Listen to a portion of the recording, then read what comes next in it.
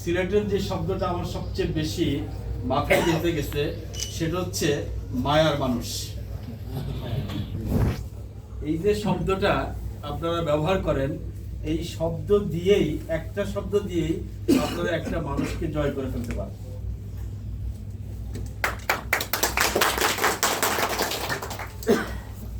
এইখানে পূর্ববর্তী বক্তারা এবং আমাদের গেস্ট সম্মানিত অতিথিবৃন্দ তারা সবাই পয় পড়েছে, আমি সেদিকে গেলাম না। আমি বরং শুধু বলতে চাই আমার মুহিব ভাইরে নিয়ে। মুহিব ভাই আমার বন্ধু মানুষ সময়।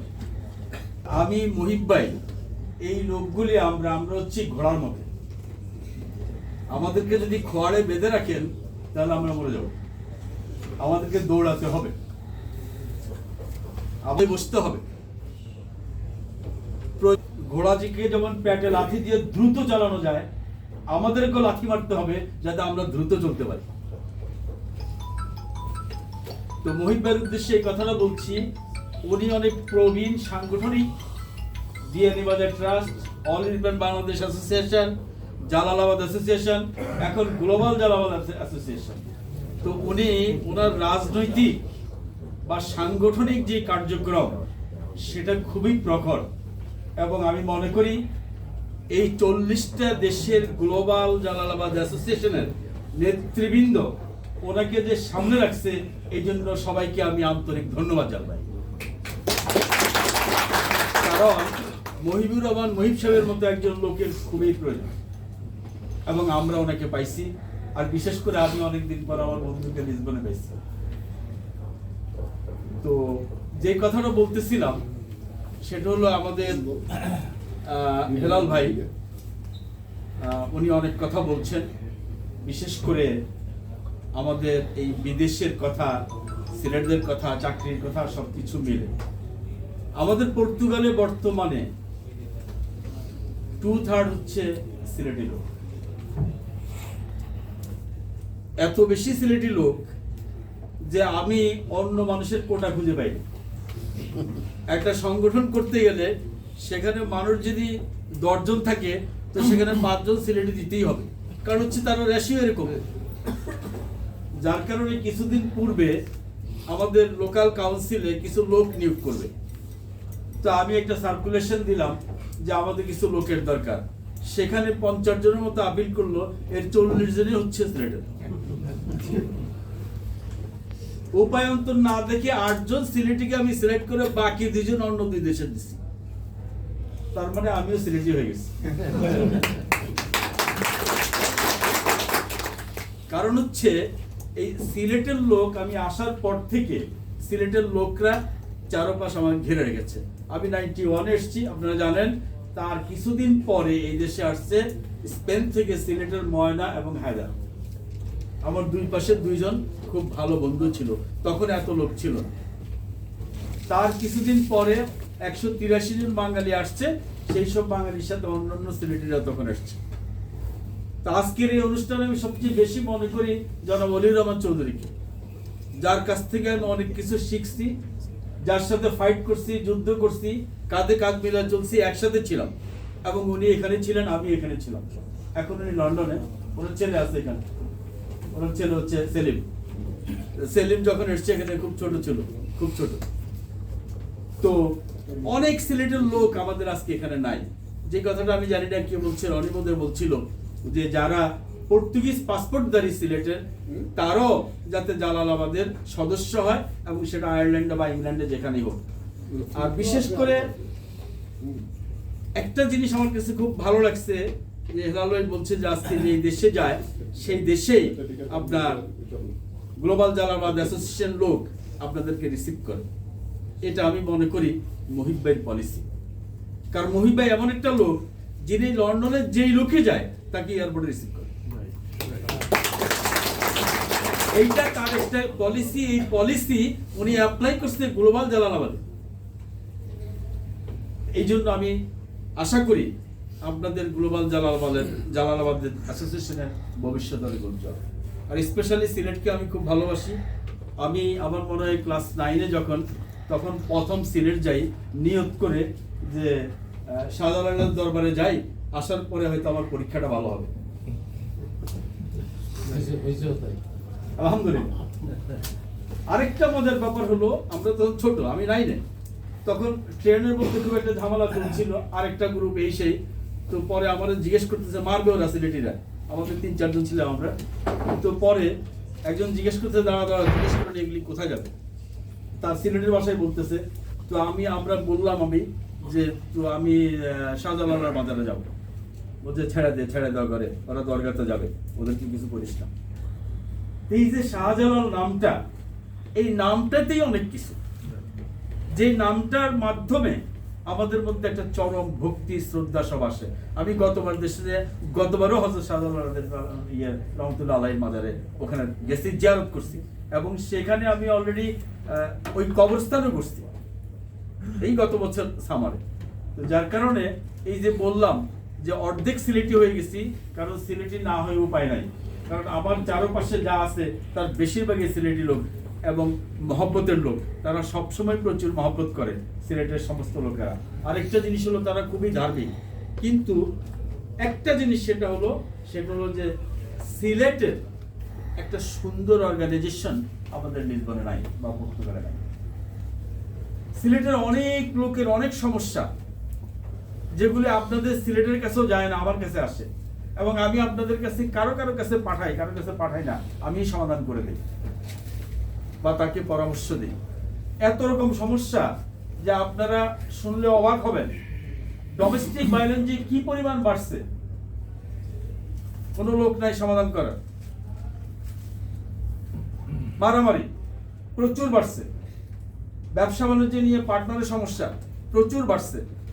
আমাদের এখানে 40টা সংগঠন আছে, এই 40টা সংগঠনের কোন সংগঠনেই অ্যাক্টিভলি কোনো কাজ করে না, শুধু এই টেবিল চেয়ার, প্রেসিডেন্ট সেক্রেটারি অমুক তমুক, ইফতার পার্টি আর বড় জোর একটা পিকনিক বা বনভোজন করতে পারে।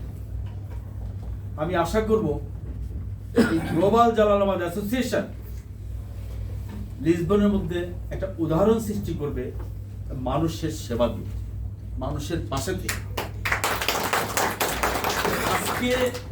আজকে আপনারা দেখতে পাচ্ছেন লিসবনের পরিস্থিতি বাংলাদেশের পরিস্থিতি একরকম। লিসবনে কোনো বৃদ্ধ লোক নাই, সব ইয়াং জেনারেশন 22 থেকে 32, বৃদ্ধ কেউ নাই। যারা 10 বছর 15 বছর এই দেশে ছিল, 7-8 বছর ছিল, তারা পাসপোর্ট পেয়ে অন্য দেশে চলে গেছে, আর পাসপোর্টের জন্য আমার ইয়াং ভাইরা এখানে চলে আসছে। এই ইয়াংদেরকে কাজে লাগান, এই তরুণদেরকে কাজে লাগাতে হবে আমাদেরকে, যাতে করে তারা সামনে আগে যেতে পারে। আমি মনে করি আজকে যারা, বিশেষ করে আমার হাসনাত ভাই, উনি অনেক প্রবীণ লোক এবং উনি এক্স পলিটিশিয়ান, আমরা যতটুকু জানি, উনি এই যে আপনাদেরকে সংগঠিত করে গ্লোবাল জালালাবাদ অ্যাসোসিয়েশন এখানে করছেন, আমি মনে করি এটা একটা পারফেক্ট টাইমে উনি এই কাজে হাত দিচ্ছেন। এবং আমি আপনাদেরকে বলছি, আমি অর্ধেক সিলেক্টিভ হয়ে গেছি, এই কথার অর্থ হচ্ছে আমি আপনাদের পাশে আছি, আপনাদের পাশে বিগত দিনও ছিলাম এবং আগামীতেও থাকবো ইনশাআল্লাহ আপনাদের যে কোনো সমস্যায়। কিন্তু আমরা চাই একটি সেবামূলক প্রতিষ্ঠান হোক, আমরা চাই এমন একটা প্রতিষ্ঠান হোক যে প্রতিষ্ঠানে আমাদের লোকরা অন্তত তাদের সেবাটা পায়, আমাদের লোকরা যারা অন্তত তারা আশ্বস্ত হয়, বিশ্বস্ত থাকে, এবং তাদের একটা কনফিডেন্স থাকে যে গ্লোবাল জালালাবাদ অ্যাসোসিয়েশনে আমি গেলেই এর সমাধান হবে। তবে একটা জিনিস আপনাদেরকে খেয়াল করতে হবে, সারা পৃথিবী যে জিনিসটা খুব বেশি রেসপেক্ট করে সেটা হচ্ছে মানি ট্রানজাকশন। যতটুকু কম পারা যায় মানি ট্রানজাকশন। আমাকে সাংবাদিক প্রশ্ন করেছিল একবার যে আপনার এত জনপ্রিয়তা কেন, আপনাকে মানুষ খারাপ বলে না কেন? আমি বলছি একটাই কারণ, I have not any money transaction with anybody. আমি কাজ করি ফ্রি অফ কস্ট, আমি কাজ করি যার কোনো পারিশ্রমিক নেই না। আমার যদি সম্ভব হয় তাহলে কাজ করি, আর সম্ভব না হলে আমি কাজ করি না। বাট আমার সাথে কারো টাকা পয়সার কোনো লেনদেন নেই, কোনো ব্যবসা বাণিজ্য নাই, টাকা লাগবে না। যখনই মানি ট্রানজাকশনের প্রশ্নটা উঠবে, এই প্রশ্নটা তৈরি হলেই মানুষের মধ্যে একটা ভয় লাগে। প্রত্যেকটা সংগঠন একমাত্র করাপ্টেড এই মানি ট্রানজাকশনের জন্য। বড় সংগঠন যদি হয় তারা ম্যান পাওয়ারের সাথে জড়িত থাকে, ছোট সংযোজন যদি হয় তাহলে তারা নিচস্থ যারা আছে তাদেরকে এক্সপ্লয়টেশন করে, তাদেরকে শোষণ করে। এইটা করে দিব বলে এত টাকা দেন, ওইটা করে দিব এত টাকা দেন, নো নাথিং, জাস্ট জিরো।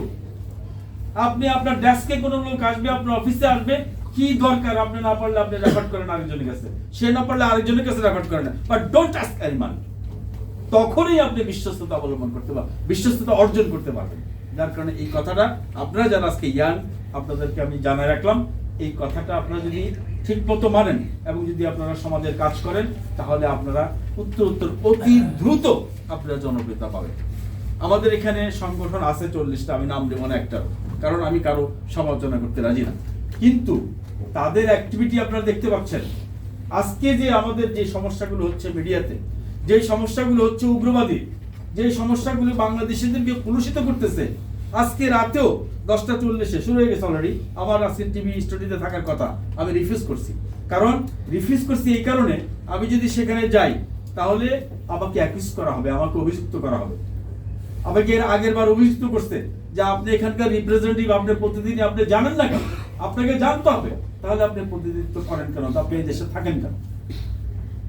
সাংবাদিক আমাকে প্রশ্ন করছে এবং একটা ডিবেট ছিল।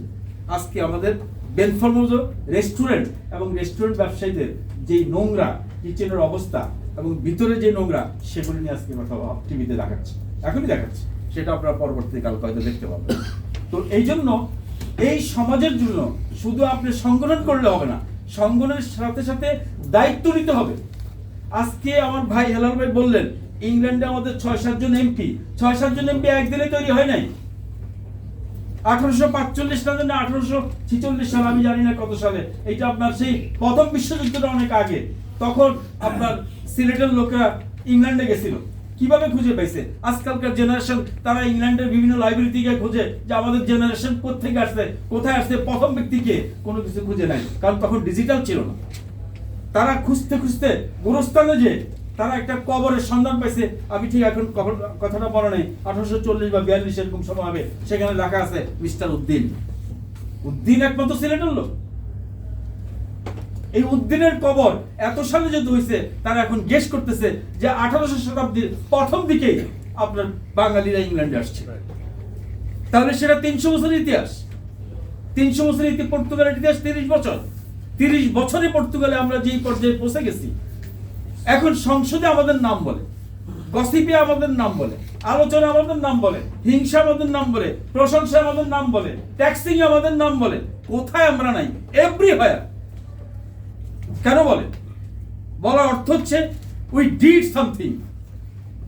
আমরা যদি না করতাম তাহলে বলতো না, নেপালের কথা বলে না, মোজাম্বিকদের কথা বলে না, আফ্রিকানদের কথা বলে না, ইন্ডিয়ান পাকিস্তানিদের কথা বলে না, আমাদের কথা কেন বলে? সংসদে বিরোধী নেতা, পার্লামেন্টে আমরা ইস্ট বাংলাদেশ, পত্রিকার প্রথমে আসে বাংলাদেশ। কারণ হচ্ছে আমরা কিছু করছি, এই জন্য আমাদের সেটা সাস্টেইন রাখতে হবে, যে আমরা সেটা চলমান রাখতে হবে, যে ঠিক আছে, এবং আমাদেরকে সঠিকভাবে থাকতে হবে। এই কারণে যে যাতে করে আমাদের কোনো বদনাম না হয়, ফিউচার অটোমেটিক গড়বে। কারণ ম্যান ইজ দ্য পাওয়ার। আমাদের 60,000 লোক পর্তুগালে, 60,000 লোকের প্রতিনিধি গ্লোবাল জালালাবাদ অ্যাসোসিয়েশন হোক না কেন, আমরা তো নাম দেখতে চাই না, আমরা বাংলাদেশ দেখতে চাই। আমরা দেখতে চাই একজন লোক একটা সংগঠন আমাদের সামনে এগিয়ে যাক, যে সংগঠন পুরো কমিউনিটি সার্ভিস দিবে। সেখানে নাম জালালাবাদ থাকুক, কোনো অসুবিধা নেই। আমি রানা তাসলিম, এই জন্য আমি এমন না আমি রহিম, মোর্শেদ, করিম ওদের সার্ভিস দেব না। নাম একটা থাকতেই পারে, কিন্তু সার্ভিস সবার দেবে। তার মাধ্যমে আমাদের কমিউনিটি আরো সুন্দর এগিয়ে যাবে এবং কমিউনিটি আরো ডেভেলপ হবে, কমিউনিটির নেতৃত্ব তৈরি হবে এবং একটা গ্লোবাল কানেকশন হবে। যে এই গ্লোবাল কানেকশন আপনাদের উদ্দেশ্য connecting the people man to man and world to world. Thank you so much. অনেক কথা সময় নিয়ে নিচ্ছি, আপনাদের অনেক ধন্যবাদ। আসসালামু আলাইকুম।